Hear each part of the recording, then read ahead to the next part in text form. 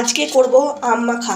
আমার ঠান্ডা লেগেছে, মুখের কোনো স্বাদ নেই, আর মহারাজেরও খেতে ইচ্ছে হচ্ছে আম, তাই একটু আম মাখা করবো। আম মাখা একদিনও আমরা কাঁচা আম খাইনি।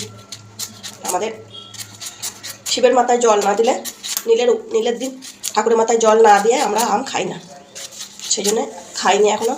আম ডাল খেয়েছি, আমের চাটনি খেয়েছি, কিন্তু আম মাখাটা খাওয়া হয়নি।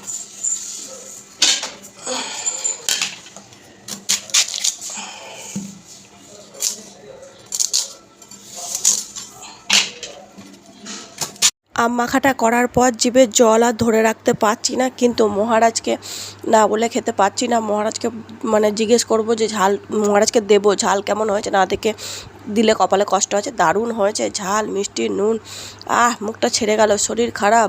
মহারাজ একটু চেঁচামেচি করছিলো লঙ্কা দিয়েছি বলে, তবে লঙ্কা ছাড়া আম মাখা ভালো লাগে না বন্ধু।